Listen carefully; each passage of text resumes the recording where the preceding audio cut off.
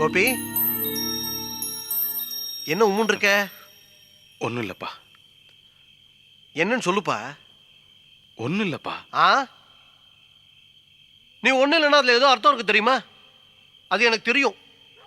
ஏன்பா நீ பொண்ணு பார்க்க அனுப்பிச்ச, நான் போயிட்டு வந்தேன். வீட்டுக்கு மூத்தவன் இதா சொன்னா குத்தம் குறை, அவன் சின்ன பொண்ணு ஏதோ சொன்னான்னு மூஞ்சி தூக்கி வச்சுக்கிட்டேன்னா ஏன்பா அழகுதுக்கு சினிமாலே சேர்க்க போறோம்?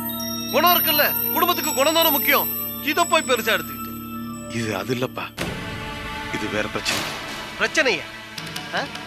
டேய், நீ சின்ன வயசுலயே வேலைக்கு போய் நான் பெத்த 2 பொண்ணுங்களுக்கும் கல்யாணத்துக்கு நீ தானடா உதவி செஞ்ச. உனக்கு போய் பணத்துக்கு இங்க பாரு, கல்யாணத்துக்கு பணத்துக்கு நீ கவலையாப்படாத, வரும், கண்டிப்பா வரும். அப்பா உண்மையிலே இது அது இல்ல. உங்களை பொண்ணு பார்த்துட்டு வர சொல்லி நான் அனுப்பிச்சேன்ல நிர்மலா, அவ நான் பார்த்த பொண்ணு இல்ல.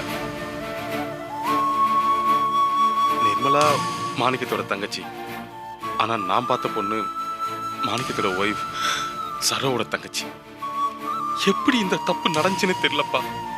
என்னடா இப்படி ஒரு குடுத்துக்கு போடுற? அப்பா 2 பேரும் ஒரே வீட்டுல இருக்கிறதுனாலதான் இந்த குழப்பம் வந்துச்சுன்னு நினைக்கிறேன். என் மனசுல நான் பார்த்த சரோவோட தங்கச்சி மட்டும்தான் இருக்கா. நீங்க பார்த்து பேசி முடிச்சுட்டு வந்த நிர்மலா இல்ல. எல்லாத்தையும் நான் உங்ககிட்ட சொல்லிட்டேன்ப்பா.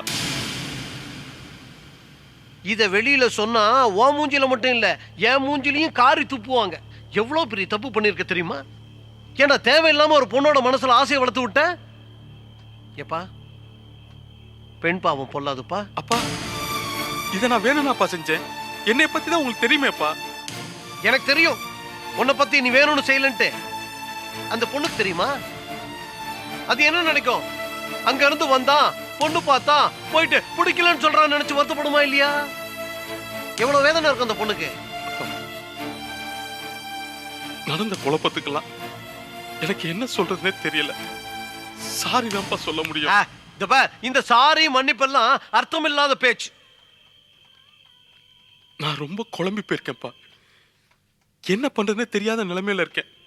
உங்ககிட்ட சொல்லிட்டேன், என்னப்பா செய்யறது?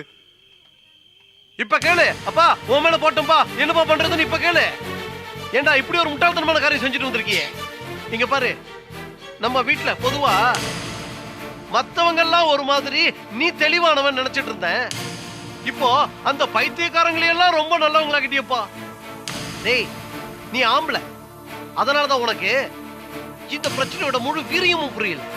இதே பிரச்சனை உன் அக்கா தங்கச்சிக்கு வந்திருந்தா